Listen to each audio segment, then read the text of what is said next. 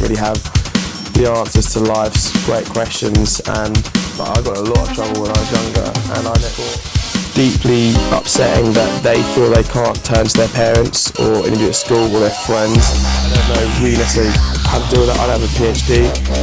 You can just, without no sort of consequence, can just say the most ridiculous things and the most outrageously hurtful things online with no consequence, and you're just sitting there thinking like, oh my god, what's going through their head right now?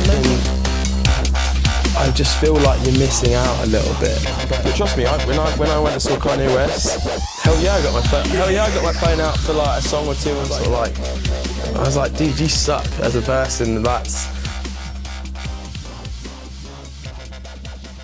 You're talking about the fact that you've got this huge following. How do you feel with the label of being a role model and an idol? Does that sit comfortably with you, or does it make you feel awkward and pressured? Yeah, no, it doesn't sit comfortably with me, because I think that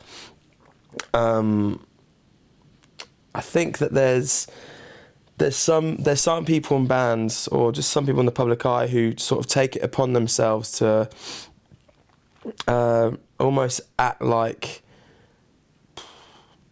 that what their opinion is gospel, or the way that they sort of look at life or do things is so sort of, it's the people around them, the fans, are so lucky to hear what they've got to say about it. And I just sort of don't really subscribe to that. I think the way I look at it is, look, if on any level, anything to do with the music that the band that I play and makes, or music that I make outside of that, or things that I say or do either in person or online, if that helps somebody for whatever reason, for whatever the circumstances are, that's great. But I definitely don't think that a 24-year-old who's just sort of, he's worked his way through and playing music for the last 10 years, I don't really see how that could be a role model for anybody, because I don't really have the answers to life's great questions. And one thing that there's actually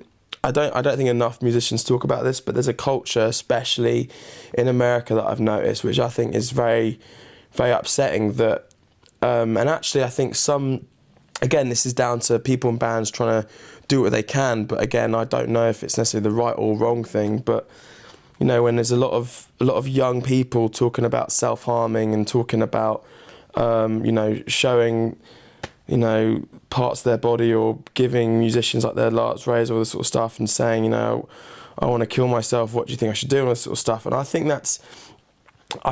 there's a few things I find about that. One, I find it deeply upsetting that they feel they can't turn to their parents or anybody at school or their friends, and I think that's really, really sort of sad that there's nobody else around to put their arm around them. Yeah. Two, I find it kind of a bit intimidating, because I don't know really necessarily how to deal with that. I don't have a PhD, and all I know is that I just try and I also feel like responsible, because it's like, well, you're at our show, or you're talking to me about this right now, and I don't want to say the wrong thing. And I think that also does sort of, that they're all these things I'm saying are sort of intertwined with one another, especially with the whole role model sort of title. And I think it's something that people need to address, and I don't think they need to address it by just sort of, I don't know, mollycoddling it. I think someone needs to be like, yo, there's got to be other people you can talk to, rather than a guy who only 15 minutes ago was chugging a beer on a bus. Like, I don't think that's necessarily the most productive thing. But again, it's all down to like circumstance, and I guess if people do find comfort in talking to people in music about it, that's fine. I guess they take things from certain songs, but I just feel personally that I'm not that well equipped to deal with it, and I always try my best, but I always just feel like, shit, what if I've said, sorry, I don't know if I'm allowed to swear, but I'm like, what if I said the wrong thing? Like, and I honestly, sometimes, like, especially if I meet people that have a real impact on me, and it's not always negative. Sometimes it's, you hear a story about something they've gone through, and they want to tell you because you are their role model or their hero, whatever that they label you as, which is obviously a massive compliment, but at the same time it's like a big responsibility, because then if you underperform within that idea they have of what you're going to be like, then you might ruin a whole dream for them, and it makes sense. And all it could have been with that, you were in a shitty mood for half an hour and they caught you at that moment, and all that sort of stuff does generally keep me up at night, because it's sort of, there's no way you can sort of reverse that if it does happen. But yeah, I think that same with all musicians, all sports stars, all sort of, the only people that really have a responsibility to act like role models, really, I think, are politicians, because they're getting paid to run our country and the world, really. But I think we should just, again, stick to our lane, be good at what we're good at doing. And if people can sort of inadvertently take stuff from me that they find influential or comforting or whatever it might be, then that's great. But I really don't feel like I know enough about the world, because I'm still on a day-to-day basis trying to figure out my shit, let alone trying to level with a 14 or 15-year-old young woman who's struggling with all the stuff that she's going through. It's just like, shit, I don't know how to deal with this. And I think it's commendable that, like, is that the right word? Yeah. Commendable that, like, there are people in bands, and I guess I am one of them because I've done it, that try and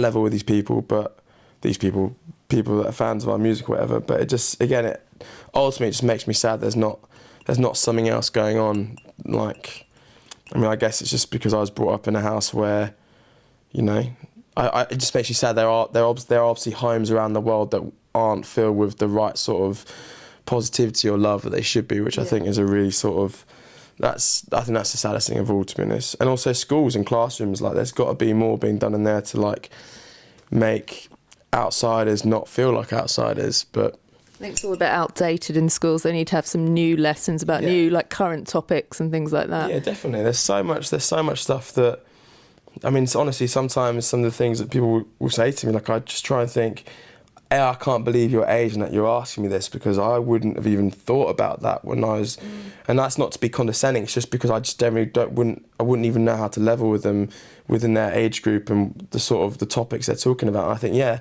I used to think at school, like, this is, I guess, a bit off topic, but I used to think at school that I never really felt like they answered any sort of testing questions to many of me and my classmates. It was always like they had a manual and they went by the book. I remember when I got in trouble at school, and I just sort of thought, like, I got in a lot of trouble when I was younger, and I just thought, I can't believe you're treating me like this when there's people on a day-to-day basis who are breaking the rules and they never get the book thrown at them, and I do one thing and I get, and I just thought that those sort of, like, messages that they send to students, and I'm sure there are people who, like, you know, like punk rockers at school who did the same sort of stuff that I did, or doing the same sort of stuff that I did, and look around and go, that's got to be double standards, but yet you're picking on me. So that instantly makes people feel isolated, and instantly makes them sort of hate the system. And then, you know, what they do after that is sort of, I think, sometimes a consequence of the way they're being treated either at school or at home or within certain sort of social cliques. And I think also, I don't think Twitter and Facebook and stuff like that has really helped, to be honest. Not at all. I think it's just made all that sort of, it's made it a real dangerous place for people to, and it's one thing, again, it's going back to what we were saying before about when people criticise or say negative stuff online, like, how do we deal with it and how do we respond to it? Imagine being, you know, anywhere from 12 to 18, you're going through this incredible period in your life where everything's new, everything's confusing, whether it be friendship, love, relationship, parents, school, your body, whatever. And you got people who can just, without no sort of consequence, can just say the most ridiculous things and the most outrageously hurtful things online with no consequence, and you're meant to somehow soak that in and deal with it. And it's not always just sort of privately, it's done openly. So it's like an open diss in front of all of your friends, all of your whatever. Exactly. It's like if you were ever that kid who, I don't know, got cacked at school in the canteen. I fortunately wasn't, but I know a lot of people that were. And I remember just sitting there thinking, like, oh my God, what's going through their head right now? And I know for a fact, people that had, like, stuff which was, like, openly sort of humiliating in front of a classroom or school assembly or whatever, they never really, I don't think, ever really properly recovered from it. So imagine if you're getting that on a day-to-day basis online in front of thousands of people. Like, it's scary, really. I think there's got to be, I'm not saying there should be age restrictions to Twitter and stuff like that, because I'm not trying to, you know, cut out a whole generation, which are really important. But I think there's got to be a way that if you use certain language that it's, you know, alerted. To be barred or warned or something. Yeah, there's got to be something where again, talking about responsibility and being role models, like I'm not saying the head of Twitter is a role model by any means, but they've created this amazing thing and then they've just sort of left it to everyone's disposal to do what they want with it. And I think if you're going to create a monster like Twitter or an Instagram, there's got to be ways that you sort of, you know, you can actively make sure that everything that's going on there is pretty respectful and PG. But anyway, I feel like I've waffled on. This is what I do. I waffle. See, I can talk about the internet forever, because really, before the internet went, you know, as big as it did, they needed to have those things in place, because it's too late now with all like the porn and everything. Like, there's no way we can ever kind of govern all of that. It's too far. And also, I think actually the internet has definitely, it's completely changed the sort of the perception of what live music or what music in general means to people now. And I say this really with like great respect, but I don't believe that people are getting, I'm sure they are, at least, again, it's all sort of contextual, but I guess I'm sure in their position they feel they are getting the most out of, let's say, a live concert. But I know what it was like to go to a live show when I was in, you know, 14, 15, 16. You didn't even have a mobile phone on you. You didn't care. You went, you bought, you had your gig ticket. You might have had a bit of money for a few cheeky beers. You're gonna get somebody else who was older to buy a few, or, you know, a t-shirt or whatever. And you just went in and you lost it for 2 hours, 3 hours, however long the gig was. You lost it. You lost all your inhibitions. You went and had a truly great time. You know, there's times where I go on stage and I'm watching somebody in the front row, and they're filming the whole show from the front row, and I'm just thinking, I just feel like you're missing out a little bit. But again, it's sort of demand and supply. Yeah, supply and demand even. Like, I feel that socially people feel like they need to let people know where they've been, what they've been up to and how good it was, and they can document it on their phone. But then are you actually missing the essence of what's actually going on in that moment? The answer is yes. Yeah, of course they are. And I think, you know, I remember actually we stopped a show in Florida recently last year. We were in Orlando, and this girl, I couldn't bear it anymore. I just stopped. I was just like, everyone stop playing. I felt at the time like maybe I was doing the wrong thing or the right thing, but I just asked this guy, I was like, look, I'm not being funny. You're on the front row. You're practically asleep. Like, if you don't want to be here, there's nobody like holding you to ransom to be here. And I understand, like, if your friend's here and you want to hang out your friend or whatever, but you have to understand, like, to be filming and then sort of going back to sort of just looking on the bar, cross arms, moody, and then, or then even when I said for one song they would just put their phones away and just enjoy the moment, people deliberately then getting their phones out because like, oh, nobody else will have this.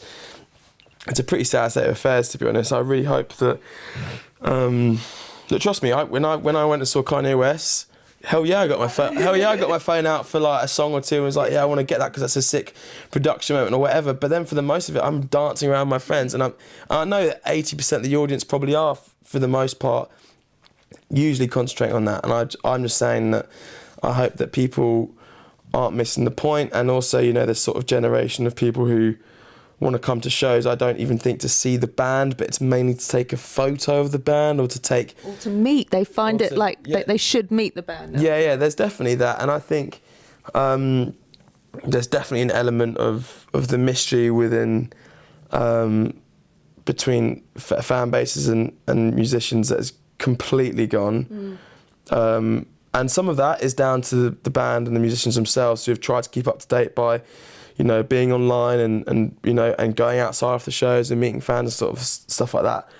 But then there is also a great expectancy from people, and it's almost like we're not just paying the £15 or the $20 just to come and see you guys perform your music live. We're coming because we expect to meet you, to take a photo with you, not just one photo, but several photos with you, and we demand your time. And I think for the most part, I think the majority of people that I know would say they love doing that, and I'm definitely one of them. I'm an advocate for going out, and I would do that regardless of if, you know, Twitter, Instagram, what stuff existed. I would still go out after shows and meet people and, you know, want to relate, because it is a great part of it. It really is something that you can, the fans benefit from it, and also you benefit from it, because, you know, sometimes you might need cheering up, and somebody filling you with compliments and stuff like that is a really nice thing to hear. But also just to sort of see what you feel's worked for the last hour and a half, what effect that's left, and that's great. And I love people that are always very sort of they sort of empathise with you if you're not feeling great, and they understand that if you're not going to hang around for long, and there's a lot of respect there. But then there's groups of people who would sort of like, you know, don't even say like please or thank you, or they don't treat you necessarily like a person. They treat you like a figure or a product that they want a piece of. And once they've got it, can I have a photo? Yeah, sure, take the photo. Do funny face. Yeah, okay, like cool. Puppet. Yeah, and it's just and it's sort of like, and that sometimes is a little. Actually, I find that more frustrating and difficult to understand than people slurring insults on Twitter, to be honest, because I think it's quite an audacious thing to do to somebody's face, act like you own them. Because I've never agreed with people in bands who act like they're above their fan base. I've always found that really peculiar when they're like, oh my god, look at the people outside the bus, they're like people from The Walking Dead and all that sort of stuff. Like, I've been there and people have said that sort of stuff. I'm sort of like, I was like, dude, you suck as a person. That's like, when I look at our fans going up outside the show. Even I went to All Time Low a few weeks ago. I was up at the Hilton above it on the hotel bar, looking down, and I was turning around to my friend and like, how awesome is this to see like thousands of people like buzzing to go in for a gig? Like, but maybe that's just because that's the way I look at it, and I don't really look at bumping into fans or meeting fans as a negative thing. But again, going back to the original point, yeah, I think the internet has put a very sort of interesting dimension to the relationship between a musician and a fan, and also the appreciation that the people and fans of music have for music now, because, you know, you've only got to look at stuff like Spotify. And I was with Matt and Max yesterday from Yumi, and we were around Max's house, and Max is a great sort of, he's like a music man, like he's the ultimate music man, and we just like sticking on vinyls and like listening to music and playing a few video games and writing some music, but we were mostly listening to music. And the best thing about a vinyl, for example, is that once you put on a vinyl, you are committed to, even if you don't like the next song but you want to hear the song after that, you are committed to listen to the music and have an appreciation for it. These days, somebody says, have you heard that new song? Yeah, sure. What's it called? Spotify. Listen to 30 seconds. No, I don't like it. Turn off. And it's just like, oh no, like that is really, and the whole streaming thing as well, where people aren't even buying. It's one thing illegally downloading, because at least, I guess it's a weird thing to say, but at least if somebody's illegally downloading something, it's on their person at all times, like their iPod, their laptop, their MP3 player, whatever. This idea of streaming music, to me, just it gives it even less value, because you have temporary. Yeah, because you haven't even taken almost the effort to want to make it permanent. To make it to be something that you have forever. Like, if you can download music and burn it onto a CD, at least you have that forever. But with streaming, like, as soon as you lose interest in that artist or that song or that moment in time, just delete it off your playlist on Spotify, or delete the playlist or whatever, it's done. And I guess it is always there, because you can always research, and I don't know, I like it and I dislike it at the same time. I like the fact that if somebody says, oh, have you heard that song by blah de blah, I can jump straight away online and I can stream it and I go, yeah, I do like that, I'm going to buy it, boom, I buy it. But that's me. I know there's a lot of people who don't do that. You know, you look at my record collection or Max's record collection, or in fact, any people that I know that really care about music, you look at their record collection, it speaks for itself. I've definitely dropped the ball recently, because you get, one of the perks of being in the band is that you do get other people from labels wanting to send you new music, which is great, because then you sort of educate yourself and stuff. But yeah, I'd like to buy more music, but I just know there's a whole generation of people that, as far as they're concerned, music isn't there to be bought, it's to be listened to.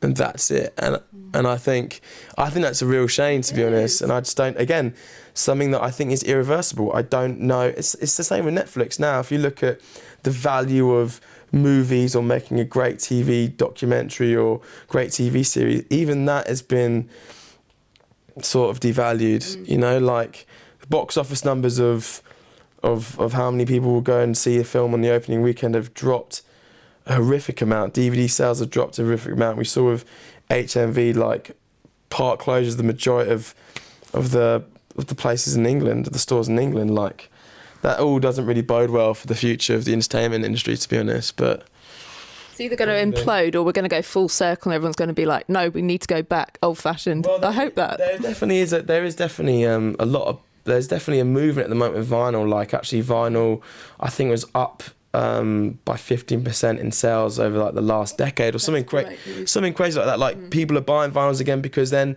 what's happening now is there are a lot of people who are getting sick and tired of streaming music, and they're sort of like, no, I want a body of work. I want something that I can look through, tangible, because you always want what you can't have, right? So before, when you had the CD and you had the artwork and the booklet and the lyrics and sort of stuff, you're like, oh, this is great.